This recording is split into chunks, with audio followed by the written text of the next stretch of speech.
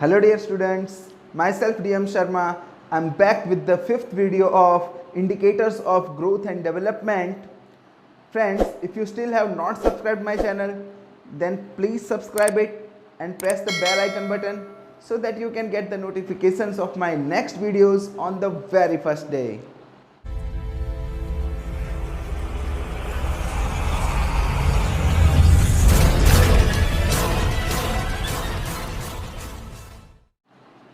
Friends, in my last video, we have studied about per capita income as an indicator of economic development.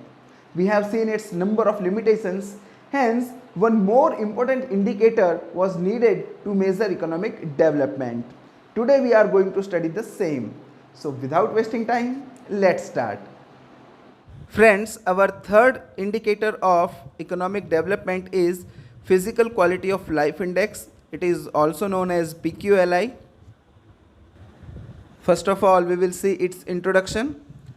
National income and per capita income are not real indicators of economic development as it has number of limitations. Friends, national income को और पर capita income को हम वास्तविक indicator नहीं कह सकते क्योंकि हमने उनकी बहुत सी लिमिटेशंस देखी थी. National income and per capita income does not say anything about distribution of income. जैसा कि हम जानते हैं कि नेशनल इनकम और पर कैपिटा इनकम वो दोनों ही इनकम पर फोकस करते हैं, इनकम कैसे जनरेट की जाए उस पर फोकस करते हैं, लेकिन उस इनकम को आम जनता में डिवाइड कैसे किया जाए, डिस्ट्रीब्यूट कैसे किया जाए, इसके ऊपर उन्होंने कोई बात नहीं की. The increasing income of a country is limited in some hands and if standard of living is not changed among all then it does not show economic development. जैसा कि हम जानते हैं कि जो increasing income of a country यानी जो national income है वो कुछ हाथों तक ही सीमित रहती है. मीन्स हमारे यहाँ पर जो अमीर है वो और अमीर होता जाता है. जो नेशनल इनकम का बहुत सा भाग, बहुत सा हिस्सा वो अमीर लोगों तक ही सीमित रहता है, जबकि गरीब लोगों तक उसका बहुत ही कम हिस्सा पहुँच पाता है. और इस तरह से अगर सभी लोगों का स्टैंडर्ड ऑफ लिविंग चेंज नहीं होता है तो वैसे इकोनॉमिक डेवलपमेंट का कोई अर्थ नहीं है. So for measuring standard of living Davis Morris Davis, नाम याद रखिएगा friends, Davis Morris Davis gave the concept of PQLI. आपसे MCQ में या वेरी शॉर्ट क्वेश्चन में पूछा जा सकता है कि who has given the concept of PQLI, तो आपको याद रखना है डेविस मॉरिस डेविस ने PQLI का कंसेप्ट दिया था. So friends, total 3 determinants are there of PQLI. The first one, extent of education, second life expectancy, and third infant mortality rate. We will understand all these aspects one by one in detail. So first of all, extent of education. Literacy level of the country determines situation of education. किसी भी देश का literacy level उस देश की शिक्षा का स्तर बयान करता है. The percentage of population educated out of the total population determines the extent of education. यानी अगर आपको एक्सटेंट ऑफ एजुकेशन किसी देश का पता करना हो तो टोटल पॉपुलेशन की कितनी % पॉपुलेशन पढ़ी लिखी है, एजुकेटेड है, वो आप पता कर लीजिए तो आपको एक्सटेंट ऑफ एजुकेशन पता चल जाएगा. सेकंड है life expectancy. means number of years a child is expected to live at the time of birth is known as life expectancy. यानी अगर किसी बच्चे ने आज जन्म लिया है तो उसके जन्म लेते ही हम एक अंदाज़ा लगा सकते हैं कि ये अगर कोई एक्सीडेंटल डेथ नहीं होती है तो एक्सपेक्टेड वो कितनी लंबी ज़िंदगी जी सकता है, उसे हम लाइफ एक्सपेक्टेंसी कहते हैं. It shows the average life, यानी किस देश में एवरेज कितने साल तक लोग जिंदा रहते हैं वो यहाँ से पता चलता है. And the third, infant mortality rate. Infant मतलब जो 1 साल से छोटे बच्चे होते हैं उन्हें हम इन्फेंट कहते हैं. तो the number of infants who die out of every 1000 infants before completing their first year is known as infant mortality rate. यानी 1000 नए जन्मे बच्चों में से 1 साल पूरा करने से पहले कितने बच्चे की डेथ हो जाती है उस रेट को हम इन्फेंट मोर्टेलिटी रेट कहते हैं। तो इन तीनों डिटर्मिनेंट्स की हेल्प से हम physical quality of life index find कर सकते हैं, या यूं कहा जा सकता है कि physical quality of life index means PQLI is equal to literacy level plus life expectancy index plus infant mortality index. इन तीनों इंडेक्स का अगर हम टोटल करते हैं तो हमें PQLI मिलता है। So friends, next question arises, why only 3 determinants are included in PQLI? कि PQLI में केवल इन 3 डिटर्मिनेंट्स को ही क्यों जगह मिली है, और दूसरे भी तो कई फैक्टर्स हो सकते हैं। तो ये क्वेश्चन बार बार एग्जाम में पूछा जाता है, आप इसे ध्यान से समझिएगा। So these are the 3 reasons. Dependable data for all these factors can be acquired for all the countries.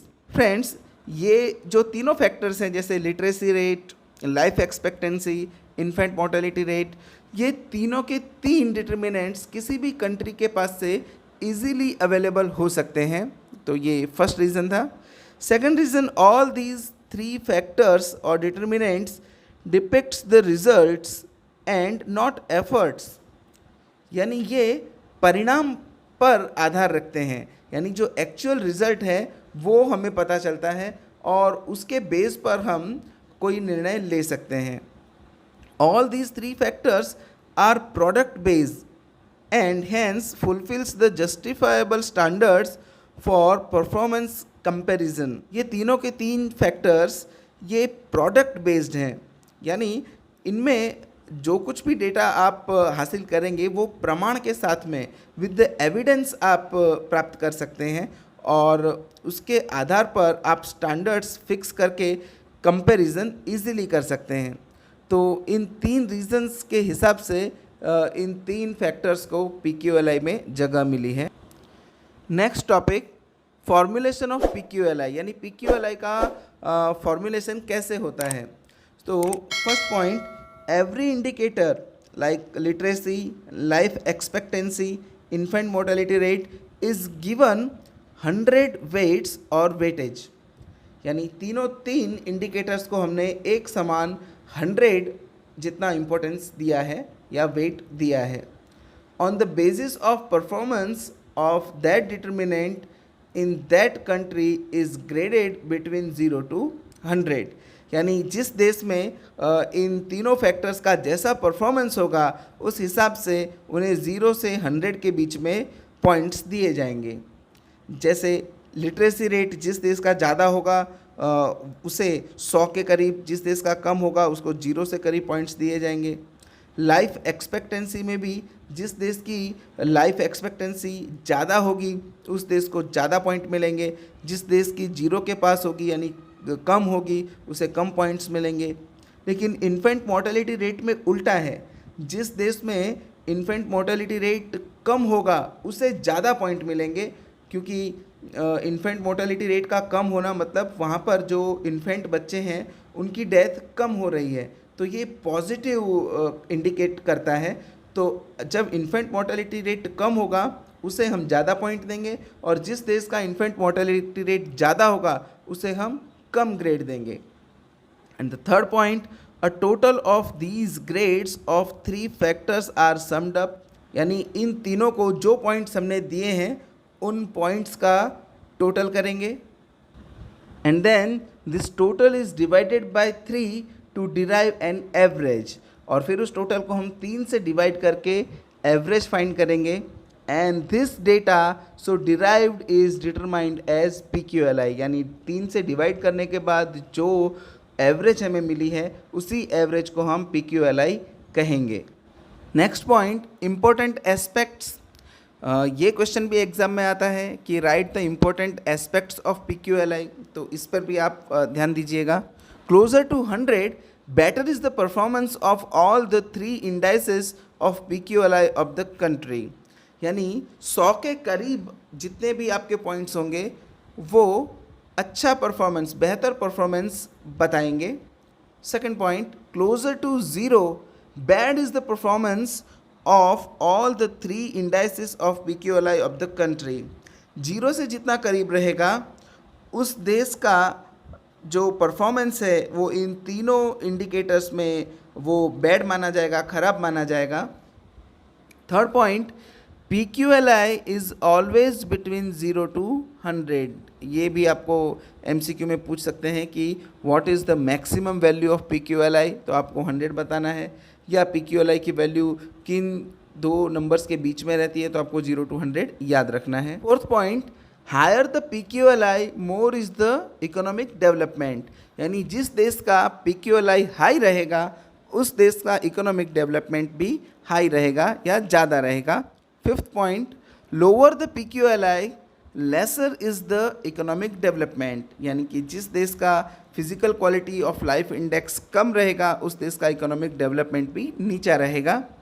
And last, sixth, PQLI can be used to compare two states within the country और two different countries, यानी किसी देश में आए हुए दो राज्यों के बीच में अगर कंपैरिजन करना हो तो, या दो अलग अलग देशों के बीच कंपेयर करना हो तो physical quality of life index वो हेल्पफुल रहता है।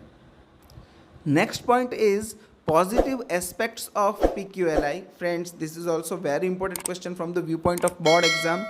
Many times it has been asked, write the positive aspects of PQLI. So you have to remember this question also.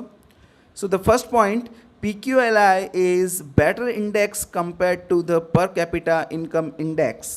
Friends, जैसा कि हम जानते हैं कि per capita income वो रियल डिस्ट्रीब्यूशन ऑफ इनकम नहीं दिखाता, तो उससे ज़्यादा भरोसेमंद PQLI है। सो PQLI is better index.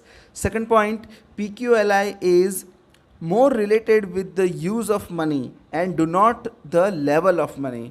National income and per capita income वो मनी का लेवल दिखाते थे कि किस देश में कितना ज़्यादा पैसा है, बट PQLI वो मनी का यूज़ दिखाते हैं, क्योंकि ये इससे हमें स्टैंडर्ड ऑफ लिविंग पता चलता है कि किस देश के नागरिक अपने रहन सहन पर, अपने स्टैंडर्ड ऑफ लिविंग पर कितना पैसा खर्च करते हैं वो हमें पता चलता है, वो कितना अच्छा जीवन जीते हैं वो हमें पता चलता है। Third one, education and health is considered for standard of human life. Education और हेल्थ ये दोनों चीज़ें ऐसी हैं जो ह्यूमन लाइफ को डायरेक्ट अफेक्ट करती हैं।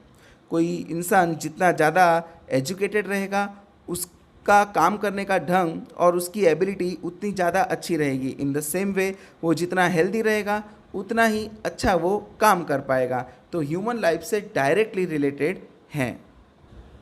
Fourth point, PQLI has lesser drawbacks as against national income and per capita income indicators. तो जितनी लिमिटेशंस नेशनल इनकम और पर कैपिटा इनकम की थी उसके कंपेयर में PQLI की लिमिटेशंस वो काफ़ी कम हैं। Fifth point, with PQLI comparisons can be made between countries, different groups of countries और different states of the same country, यानी PQLI की हेल्प से हम दो देशों के बीच या देशों के ग्रुप्स के बीच में या किसी एक देश के अलग अलग स्टेट्स के बीच में कंपेयर आसानी से कर सकते हैं। And the last, we can create PQLI for urban rural areas, यानी कि गांव और शहर, ग्रामीण और शहरी विस्तार के बीच में हम PQLI क्रिएट कर सकते हैं, कंपेयर कर सकते हैं। Female males and a comparison can be done. Females males यानी कि मेल्स और फीमेल्स के बीच में भी हम कंपेयर कर सकते हैं, तो PQLI का यूज़ मोस्टली कंपेरिजन के लिए होता है। And last topic of today end of PQLI also, limitations of PQLI. Friends, this is the most important question because it has been asked so many times in the board exam. Write the limitations of PQLI. First point, only 3 aspects are included and on that basis it cannot be categorically stated whether a country has actually developed or not. To get a correct picture, we need to include other factors also.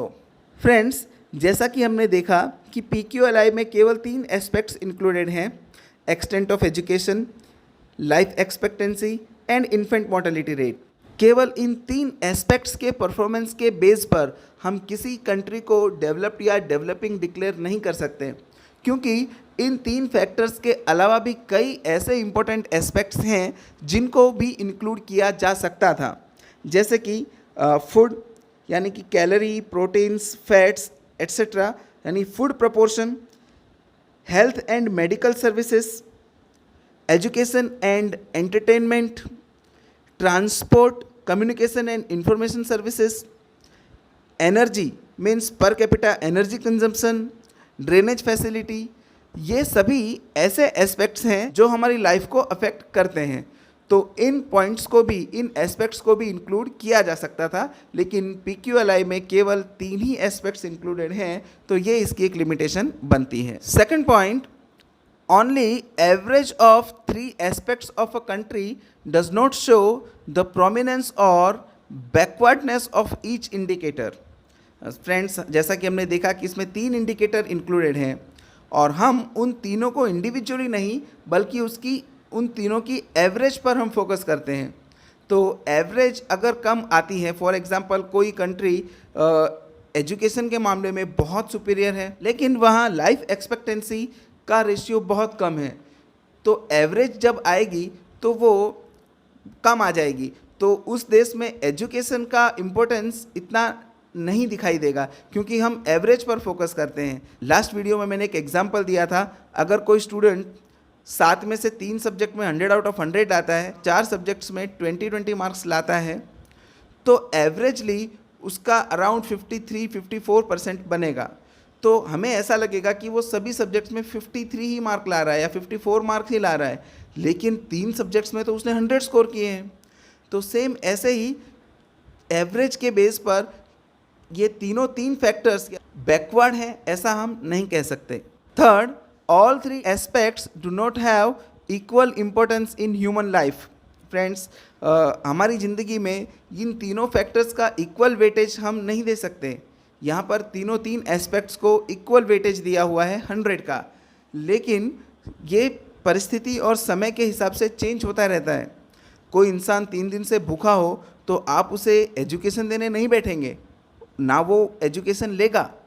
तो किसके लिए क्या चीज़ important है उस base पर weightage दिया जाना चाहिए। तो यहाँ पर सभी चीज़ों को इक्वल वेटेज दिया है, ये भी एक लिमिटेशन बनती है।